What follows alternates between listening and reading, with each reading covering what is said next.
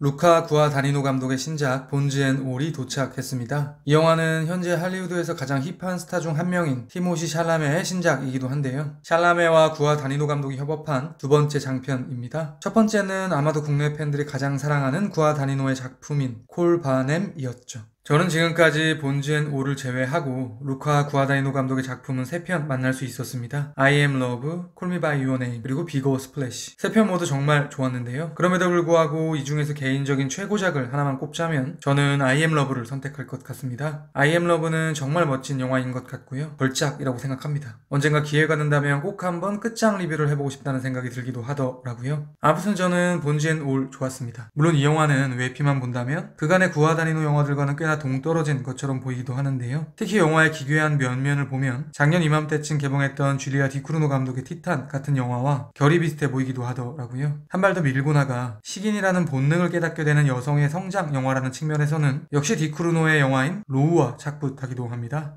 그럼에도 불구하고 저는 그래도 본즈 앤 올은 결국 루카 구아다니노의 영화이구나 라는 생각이 들었는데요. 헐겁게 말해서 그의 영화는 인간의 내면 가장 깊은 곳에 놓인 어떤 본능에 대한 탐구를 반복하고 있다고 말할 수 있을 것입니다. 그 본능이라 함은 사랑이라고 일컬을 수도 있을 것 같고요. 성욕, 쾌락, 더 나아가 프로이드를 한 방울 섞는다면 리비도라고 표현할 수도 있을 것 같습니다. 말하자면 영화에서 펼쳐지는 성 에너지의 방향, 발현, 운동 등이 구아다니노의 세계를 이해하는 핵심 중 하나처럼 느껴지는 것이죠. 예를 들어 사회지도층의 삶의 환멸을 느낀 여성이 비로소 자신의 욕망을 직시하고 따르게 되는 I am love도 그럴 것이고요. 나의 성 정체성을 찾아가는 여정기인 Call Me By Your Name도 마찬가지일 것입니다. 이러한 관점에서 봤을 때 저에게 본즈 앤 올의 식인 본능이란 소재는 결국 리비도의 극단적 영화적 표현처럼 보이는 것이죠. 말인즉슨 동족 포식이라는 소재를 리비도에 대한 은유라고 여기는 것이 이 영화를 읽어낼 수 있는 방법 중 하나로 보이는 것입니다. 그렇게 본다면 본즈 앤 올 역시도 그동안의 구아다니노 영화와 결이 같다고 말할 수 있겠죠.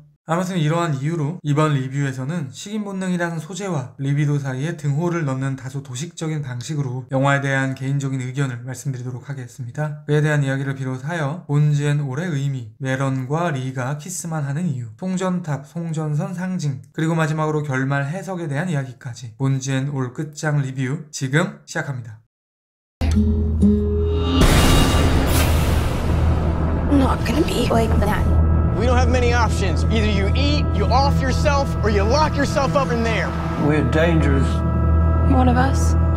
앞서 언급드렸듯 저에게 본즈 앤 올 속 동족 포식이라는 괴기스러운 본능은 일종의 인간 내면에 있는 성 에너지에 대한 비유로 보이는데요. 그러니까 메런과 리가 자신들의 식성을 어떻게 다루어야 할지 고민해 나가는 과정을 영화 밖 실제 세상 속에 대입해 본다면 이렇게 말할 수 있을 것입니다. 막 성년이 된 이들이 성적인 측면에서의 성장을 하는 과정이라고 말이죠. 챕터 1에서는 이러한 논지에 의거해서 리뷰를 이어가도록 하겠습니다. 메런의 여정이 본격적으로 시작되는 것은 그녀가 18살이 되는, 그러니까 독립을 해도 문제가 되지 않는 나이가 되는 시점부터입니다. 말하자면 그녀는 성적인 행동들을 자신의 의지로 할 수 있게 된 나이가 된 것입니다. 이때부터 메런은 자신의 괴이한 식성을 어떻게 컨트롤해야 할지 고민에 빠지기 시작하죠. 리 역시 메런과 유사한 상태입니다. 제가 알기로 영화에서 그의 연령이 정확히 나오지는 않는 것 같은데요. 아무튼 메런과 거의 엇비슷한 것으로 묘사되고 있죠. 그러니까 본즈 앤 올은 막 태동기 시작한 성적인 자아를 스스로 제어해야만 하는 소년과 소녀의 로드무비인 것입니다. 그리고 로드무비는 필연적으로 성장영화라는 측면에 닿기도 하겠죠. 영화에서는 그들이 성장하는 과정이 지속적으로 표현되고 있는데요. 메런과 리는 가정이 있는 사람은 대상으로 삼지 않으려는 나름의 원칙을 정하고 있기도 하고요. 때때로 의견 불일치로 대립각을 세우기도 합니다. 예를 들어 메런이 정신병원에서 엄마를 만나고 나온 직후의 시퀀스, 리는 우리는 결국 먹을 수밖에 없다라며 현재의 상태를 그냥 받아들이자는 의견을 제기하고 있는 반면에 메런은 통제할 수 있다는 식으로 반박을 하기도 하죠.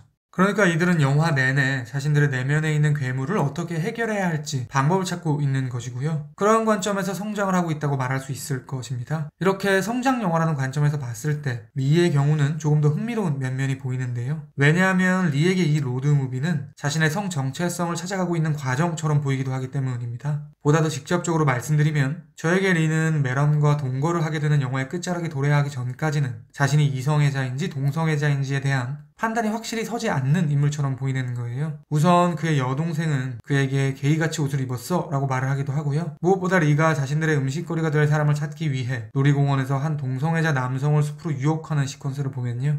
그는 단박에 살인을 저지르는 것이 아니라 한참 상대와 은밀한 시간을 보내다가 기다리고 지친 메런이 다가오자 남성의 목을 팹니다. 제가 보기에는 리 역시도 그 질펀한 상황을 어느 정도 즐기고 있는 것처럼 보이기도 하더라고요. 아무튼 이렇게 본즈 앤 올은 성장의 과정 중에 놓인 메런과 리를 조명하는 영화인 것인데요. 그러한 이유로 저에게는 영화가 두 남녀에게 성적인 관계를 부여하지 않고 있는 것처럼 보이기도 합니다. 사실 이렇게 가출한 소년 소녀가 함께 혼숙을 하며 떠돌아다니는 컨셉의 많은 영상물에서는 자연스레 둘 사이에 끈적한 러브라인을 만들곤 하죠. 그런데 이 영화는 전혀 그런 묘사가 없습니다. 두 사람 모두 성인이 되었고 그들의 행동을 제지할 어떤 어른도 등장하지 않지만 스킨십이라고는 키스 정도만을 하는 장면이 두세 번 등장할 뿐입니다. 게다가 사람들이 그들의 관계에 대해 질문을 할 때 언제나 그냥 친구야 라는 답을 하기도 하죠. 그러니까 제가 보기에 창작자는 두 남녀가 완벽한 자아를 찾기 전까지는 그들을 함부로 섹슈얼한 관계로 만들지 않고 있는 것처럼 보이는 것이죠. 명백한 의도로 느껴졌고요. 꽤나 진중한 태도라는 생각이 들기도 하더라고요.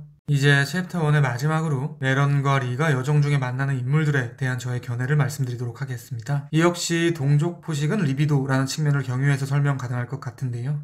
먼저 설리반. 결론부터 말씀드리면 제가 보기에 그는 성장의 과정 중에 문제가 있어 성 에너지가 정상적으로 작동하지 않는 어른처럼 보입니다. 우선 말하는 데 있어 설리는 설리를 설리가 등등 본인이 본인의 이름을 3인칭으로 부르는 방식으로 대화를 하고 있기도 하고요. 인간을 뜯어먹는 장면에서는 마치 기저귀를 찬 아이처럼 아래 위 하얀 네임만 입은 모습을 하고 있기도 합니다. 무엇보다 자신이 먹은 이들의 머리카락을 모으는 변태적인 패티시를 가지고 있기도 하죠. 그러니까 설리는 유아적인 어른인 것입니다. 그의 행동도 아이 같죠. 설리는 메런을 스토킹하기 시작하는데요. 그녀가 본인의 마음을 받아주지 않자 어린애처럼 떼를 쓰기도 하고 심지어는 자신이 갖지 못한 것을 파괴해버리려는 시도를 하기도 합니다. 오히려 나이가 어린 메런은 나는 여성이다. 당신이 이런 행동을 하는 것이 불편하다 라며 당당히 자신의 의사를 밝히고 있죠. TMI지만 설리반이라는 이름은 제가 보기에는 프레스톤 스터지스의 고전 걸작 설리반의 여행에서 온 것이라 추측됩니다. 설리반의 여행의 설리반 역시 어떻게 보면 순수하고 동화적이고요. 또 다르게 보면 미성숙해 보이는 인물로 묘사되고 있기 때문입니다. 또한 두 설리 모두 각자의 이유로 여정을 떠나고 있기도 하죠. 다음은 브래드와 경찰. 메런과 리는 여행 도중 자신들에게 호기심을 보이는 2인조를 만나게 됩니다. 한 명은 동족 포식을 하는 이터이고요. 다른 한 명은 이터가 아닌데 이터를 동경해 그들처럼 행동하는 평범한 사람입니다. 브래드는 본즈 앤 올, 그러니까 뼈까지 다 먹는 단계에 대한 이야기를 하는데요. 그 경계를 넘으면 다시는 돌아올 수 없다는 식으로 말을 합니다. 아마도 그것이 극도의 쾌락을 선사하기 때문이겠죠. 그러니까 본즈 앤 올이라 함은 욕망의 가장 마지막 단계인 것이고요. 이것을 앞서 반복해서 말씀드린 동족 포식은 리비도라는 관점으로 본다면 모든 도덕률을 묵살하고 성적인 쾌락에만 천착하는 단계라고 치환할 수도 있을 것입니다. 이터가 아닌 경찰이 인간을 먹는다는 설정 자체가 쾌락에 천착하는 광인들이라는 부연이 될 수 있겠죠. 말하자면 설리와 브래드 2인조 모두 각각 다른 방식으로 잘못 성장한 어른들인 것이고요. 저에게 그들은 메런과 리의 리비도가 제대로 된 방향으로 향하지 못할 때, 그러니까 그들의 성장이 어긋날 때 도달할 수 있는 나쁜 예시처럼 보이기도 하더라고요. Another just as bad. Go, go, go, go, go, go. It's too much. We gotta do this. We have to do it. 그러면 왜 메런과 리는 성장을 하는 데 있어 갖은 고난을 겪고 있는 것일까? 사실 이유는 선명합니다. 그들을 케어해줄 어른들이 주변에 없기 때문이죠. 본즈 앤 올은 메런의 아버지가 메런을 포기하면서 시작이 됩니다. 심지어 힘겹게 찾은 그녀의 어머니는 딸을 위하는 유일한 방법은 그녀를 죽게 하는 것밖에 없다고 생각하고 있기도 하죠. 리 역시 유사한 상황입니다. 그의 어머니는 영화에 등장하진 않지만 언제나 그를 닥달하고 있는 것처럼 묘사되고 있고요. 아버지와도 비극적인 결말을 맞이한 것으로 그려지고 있습니다. 메런은 이렇게 이야기하죠. 나의 솔직한 이야기를 들어줄 사람이 한 명만 있었어도 나는 지금 이렇게 되지 않았다라고요. 그러니까 본즈 앤 올은 성장하면서 성 에너지가 올바른 방향으로 가지 못하는 것의 원인에 대해 집이라는 최소 단위를 지적하고 있는 것입니다. 쉽게 말해 가정에서 아이들이 제대로 성장할 수 있는 토대를 마련하지 못하니 결국 설리나 브래드 같은 이상한 어른들이 탄생하는 것이다 라고 말하고 있는 것이죠. 심지어 영화는 이 문제를 미국 전역으로 확산시키고 있는데요. 그것은 송전탑과 송전선을 통해 표현되고 있습니다. 본즈 앤 올의 도입은 송전탑과 송전선이 보이는 그림들의 나열입니다. 영화에서 그것이 중요한 소재라는 일종의 강조겠죠. 직후 영화는 메런의 서사로 들어가는데요. 한 친구가 메런에게 밤에 몰래 자기 집으로 놀러오라고 제안을 하면서 이렇게 덧붙입니다. 송전선을 따라오다 보면 가장 마지막에 있는 집이 우리 집이야.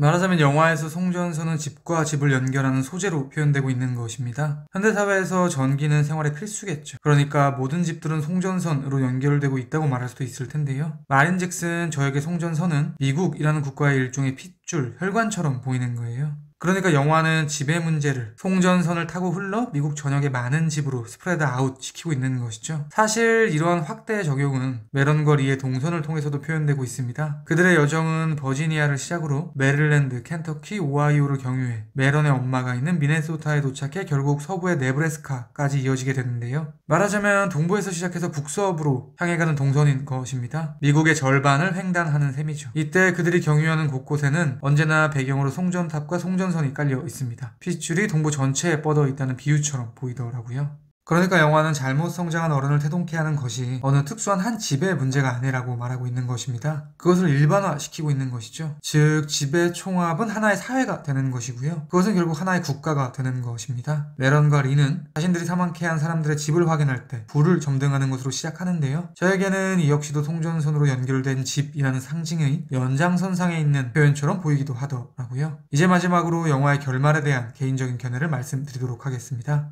네브래스카의 광활한 사막의 어디쯤에서 마침내 사랑을 나눈 직후에 리와 메런의 모습이 보입니다. 그 넓은 풍경 속에는 송전탑과 송전선이 보이지 않죠. 그러니까 그들은 송전선의 굴레, 즉 미국 사회로부터 빠져나온 상태인 것이고요. 그때 비로소 영화는 두 남녀를 성적으로 엮이게 만들고 있는 것입니다. 창작자는 그들이 제대로 된 성장에 도달했다는 판단을 한 것이겠죠. 그런데 이 결말에는 한 가지 의아한 지점이 있습니다. 왜냐하면 이 장면은 리와 설리가 사망하기 전에 있었던 상황에 대한 플래시백이기 때문입니다. 그러니까 편집의 순서에 의거해서 본다면 리와 설리가 죽은 후에 성장이 완성이 된 것이죠. 한 발 더 밀고 나가면 리와 설리가 죽었기 때문에 비로소 성장이 완성되었다고 볼 수도 있는 것입니다. 이에 대해 저는 다음과 같은 방식으로 해석할 수 있을 것 같습니다. 메런과 리를 메런이라는 한 인물의 분유된 두 자아로 보는 방식. 그러니까 메런의 내면에는 어떻게 성장할지 모르는 여러 가지 욕망이 있는 것입니다. 말하자면 그녀는 성장의 갈림길에 서 있는 것이죠. 식인 본능을 그대로 받아들이고 브레이크 없이 그것을 추구하려는 리라는 성질의 자아가 있는 것이고요. 나름의 통제와 자제를 하려는 메런이라는 자아가 있는 것입니다. 사실 영화에서 리의 행동에는 조금 인상적인 부분이 있습니다. 처음 등장하는 순간부터 마켓에서 자신보다 덩치도 크고 어린이 상대에게 밀리지 않으려는 태도를 보이기도 하고요. 브래드 윈조와 대면했을 때 괜히 자신도 어른인 것처럼 부자연스러운 웃음을 보이는 등의 행동을 하기도 하죠.